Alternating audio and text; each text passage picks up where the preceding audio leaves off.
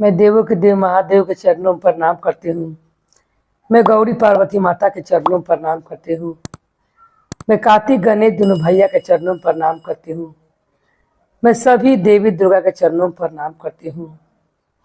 जितने गुरु भाई बहन लोग हैं उनको मैं प्रणाम करती हूँ और महादेव से ही दया मांगती हूँ कि हे महादेव सब पर दया कीजिए, पल पल दया कीजिए। गुरु भाई बहन लोग, अगर आप लोग की कथा अच्छा लगे सब्सक्राइब कीजिए, लाइक कीजिए, एक दूसरे को शेयर किया कीजिए और कमेंट में हर हर महादेव जरूर लिखा कीजिए।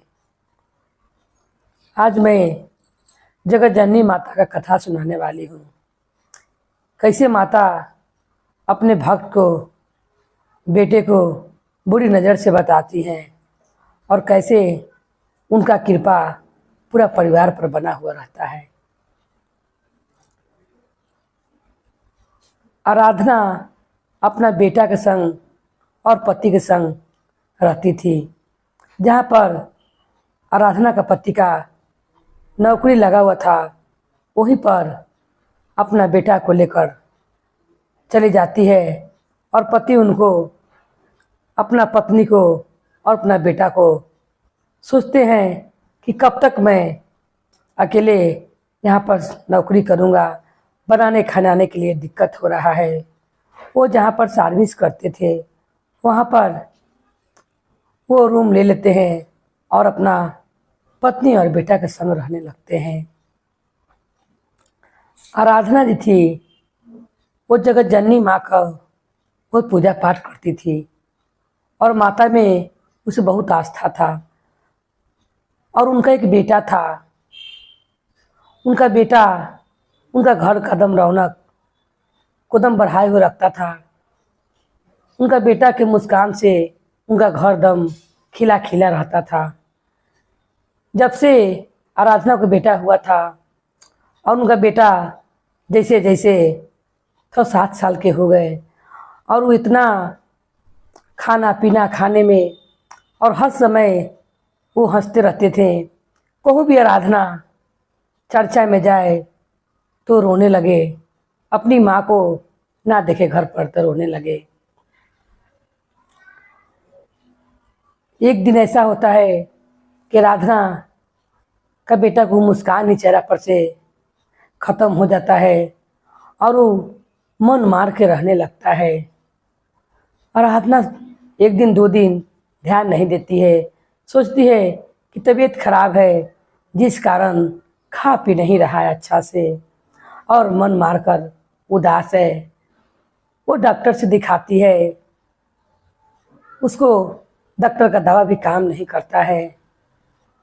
तब आराधना सोचती है कि ऐसा क्या हो गया है कि मेरा लड़का तनिक भी हंस बोल नहीं रहा है और जो उसकी खिलकारी से घर खिल उठता था वो तनिक भी हंस नहीं रहा है, न कुछ खा रहा है। घर में चुपचाप एक कोना में बैठा रह रहा है, खेल कूद भी नहीं रहा है। आराधना को एक उनकी सहेली थी जो माता रानी और बजरंगबली की पूजा करती थी। वो जाती हैं आराधना एक दिन चर्चा में, तो अपनी सहेली से कहती हैं, सहेली कहती हैं कि घर के समाचार सुनाओ, तुम्हारा बेटे कैसे हैं, क्योंकि तुम्हारा बेटा तो जब से हुआ है तुम तो हम लोग को भूल ही गई हो, क्योंकि तुम्हारे परिवार में बहुत खुश हो। कभी कभी तुम आती भी थी मगर अब कहाँ आती हो। आराधना कहती है कि क्या बताऊँ, कुछ दिन से मेरा जीवन तो बहुत सुखी पूर्वक बीत रहा था और मेरा बेटा जब से हम लोग के दोनों के जीवन में आया है, माता रानी की कृपा से हम लोग का जीवन संवर गया है। उसका एक मुस्कान पर सब गम दुख हम लोग भूल जाते हैं। जब वो हंसता है तो लगता है कि सारा जहाँ का खुशियाँ मिल गया है।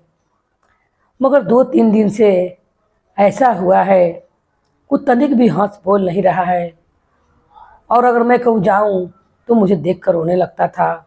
चुपचाप गुमसुम बैठा रह रहा है और खाना भी नहीं खा रहा है। कहा नहीं ऐसा क्या हो गया है।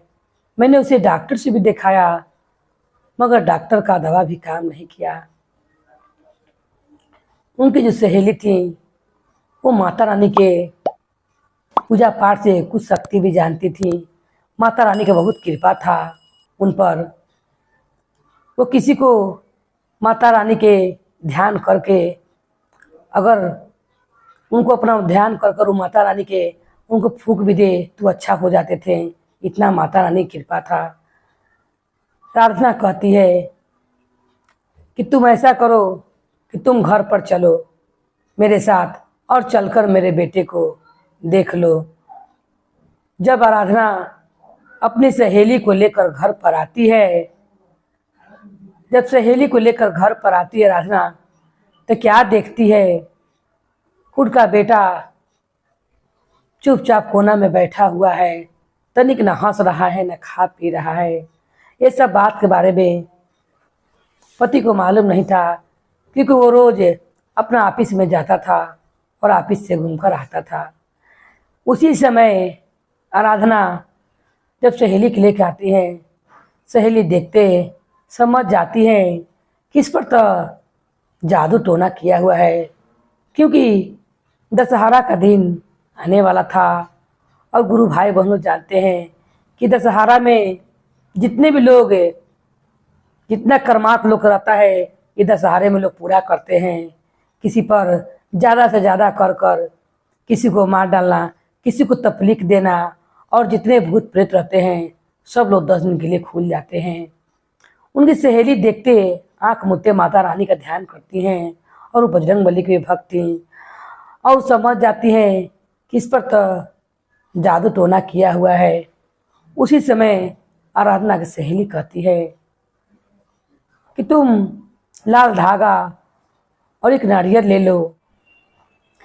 आराधना अपना पति से कहती है कि आप ऑफिस से लौटते समय नारियल धागा लेकर आइएगा। पति सोचता है कि किस काम के लिए मंगा रही है, और जब वो लौटता है तब लेकर आता है। उतने में आराधना अपना सहेली से पूछने लगती है कि मेरे बेटे को क्या हुआ है, मुझे बताओ, ये क्यों इतना गुमसुम है। क्योंकि तुम पर माँ का और बजरंग बली का दोनों आदमी का कृपा है, आप तुम मुझे बताओ। आराधना की सहेली कहती है कि तुम्हारे बेटे पर किसी ने जादू टोना किया है, जिस कारण तुम्हारा बेटा गुमसुम है और कुछ बोल चाल नहीं रहा है और ना खाना पीना खा रहा है। आराधना तुरंत दिमाग लगाती है कि मेरा बेटा तो कहूँ बाहर जाता नहीं है। मेरा पति का 2 दिन पहले ही रिश्तेदार आया था, उन्होंने मिठाई बिस्कुट टॉफ़ी लेकर आया था और वही मेरे बेटा खाया है, तब से ऐसा हो गया है। और कहती है रत्ना की सहेली कि थोड़ा सा गंगा जल ले आओ। गंगा जल लाकर और अपनी सहेली को देती है। उतने में उसका पति नारियल धागा लेकर आ जाता है और वो समझ नहीं पाता है कि सब क्या हो रहा है। उसकी पत्नी कहती है आप कभी शांत रहिए, चुपचाप से बैठे हुए रहिए, मैं आपको सब बाद में समझाती हूँ और बताती हूँ। उतने में आराधना की सहेली गंगा जल से छीटा माता और बजरंग बली की याद करते हुए, अपना सुमरन करते हुए, और उनका बेटा पर गंगा जल छिड़क देती हैं।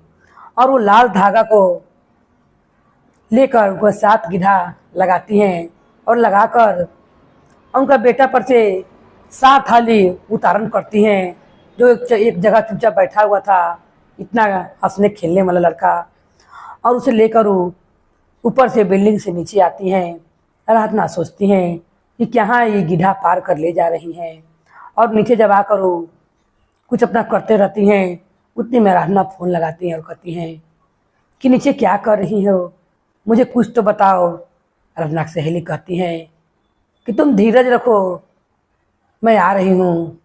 और वो उतारण करके नीचे ले जाती है और फिर ऊपर से आती है नीचे से ऊपर, और आकर वो 7 गिधा जो बंधे रहती हैं उनका बेटा का हाथ में बांध देती हैं और कहती हैं इसे कभी नहीं उतारना, जब तक ये लाल 7 गिधा वाला इसके हाथ में रहेगा, इस पर किसी का जादू टोना नहीं चलेगा और तुम्हारा बेटा फिर पहले जैसा हो जाएगा। क्योंकि मैंने बजरंग बली को ध्यान करते हुए इनका पर जितना कर्मात लोग किए थे मैंने सब उतारण कर दिया है और माता रानी की कृपा से तुम्हारा बेटा ठीक हो जाएगा। आराधना कहती है कि तुम्हारा बहुत आभार कि तुमने मेरे साथ आई और मेरे बेटे को इतना तो कम से कम मालूम चला कि मेरे बेटे पर जादू टोना हुआ है। पति सुनता है और कहता है कि किसने किया है मैं उसका जान ले लूँगा। उसी समय आराधना करती है कि आपका जो रिश्तेदार घर पर आए थे 2-4 दिन पहले उन्हीं ने आकर मेरे बेटे पर जादू टोना कर कर चले गए हैं। तब आराधना सहेली समझाती है जब कोई भी इसका बाल बाका नहीं कर सकता है क्योंकि बजरंगबली अब इसका ध्यान खुद ही रखेंगे और माता रानी का कृपा सदैव बना रहेगा। तुम खाली धागा खोलकर इसका माँ से नहीं निकालना। तब कहती है आराधना कि कुछ पैसे ले लो, तुमने इतना बड़ा मेरा मदद किया है। आराधना सहेली कहती है कि माता रानी के भक्त रहती हैं और माता का कृपा उन पर बहुत रहता है। आराधना सहेली कहती है कि मैं जब पैसा लूँगी तो मुझ पर क्या जस रह जाएगा। मैं तो माता रानी का ध्यान करते हुए और बजरंग बली के ध्यान करते हुए किसी को भलाई कर देती हूँ। ये सब माता का कृपा है और बजरंग बली का कि मैं उनका नाम लो के 5 फूंक मार देती हूँ और धागा उनका लोग के नाम से 7 गिला का बांध देती हूँ तो कैसा भी कोई ज़्यादा तो ना कैले होके ख़त्म हो जाता है। तुम्हें देना ही है तो तुम बजरंग बली के मंदिर में 5 मोतीचूर का लड्डू चढ़ा देना और माता रानी के मंदिर में नारियल फोल देना और अड़हुल के हार कपूर घी दिया बत्ती बार देना। जो मुझे देना चाहती हो तुम दोनों मंदिर में ये कार्य कर देना, वही मेरा दक्षिणा हो जाएगा। मुझे पैसा के तनिक भी काम नहीं है, मेरा सारा जश्न ही खत्म हो जाएगा। और वो अपना सहेली को फिर छोड़ने के लिए जहाँ सुहाई रहती हैं उनका फिर ले जाकर यहीं पर पहुँचा देती हैं। इनका बेटा एकदम पहले के तरह हो जाते हैं। जो इतना उदास है, इतना खिलखिलाने वाला लड़का कि जब जादू टोना हो गया था तो तनिक भी बोल हंस नहीं रहा था, उन्हें खा पी रहा था। फिर पहले की तरह हंसने बोलने लगते हैं और खाने पीने लगते हैं। चाहिए उनका घर फिर उनका बेटा के हंसी से घर खिलखिला उठता है और उनका घर में फिर खुशहाली आता है। फिर 2-3 दिन के बाद जब ये सब लोग अपना बेटे को लेकर आराधना सोई रहती है हॉल में तो क्या देखती है, पानी पीने के लिए जब उठती है तो आराधना देखती है कि मेरे पास मेरा बेटा नहीं है और अपना पति को जगाने लगती है। पति उठता है तब देखता है कि बेटा नहीं है। वो खोजने लगते हैं कि आखिर गया तो गया कहाँ यहाँ से। क्या देखते हैं कि वो किचन में जाकर खूब खिलखिला खिलखिला कर हंस रहा है जैसे कोई से बात कर रहा है। तब आराधना ये देखकर डर जाती है और फिर अपने सहेली के पास फ़ोन लगाती है और कहती है कि रोज़ रात को, इसका मतलब कि रोज़ रात के ऐसे ही चल जाता होगा किचन में और खेलता होगा। ये किसे देखकर इतना खेल रहा था और हंस रहा था, जैसे लग रहा था किससे किसी ने बात कर रहा है। आराधना सहेली कहती है कि तुम भी जगत जननी माँ का भक्त हो और तुम भी माँ का पूजा करती हो। तुम माता रानी से सच्चे मन से कह कर सो कि हे माँ, आखिर मेरे बेटा संगे ये क्या हो रहा है और ये किसके संग जाकर लगता है से कोई बात कर रहा है। मुझे कुछ संकेत दीजिए हे माँ, देखना सच्चे मन से पुकारोगी तो तुम्हें ज़रूर इसका आभास होगा। आराधना कहती है, आराधना सहेली समझाते हुए कहती है कि मैं भी तुम्हारी जैसी थी, मगर देखो माँ कर मुझ पर कितना कृपा है कि मैं आज माँ का किसी भी कोई जादू टोना करे तो मैं उसे ख़त्म कर सकती हूँ। माँ का नाम लेके और माँ के बजरंग बली के फूंक से मैं 5 फूंक मारती हूँ तो ठीक हो जाते हैं। तुम सच्चे मन से माता रानी के ध्यान करो, तुम्हें ज़रूर संकेत मिलेगा।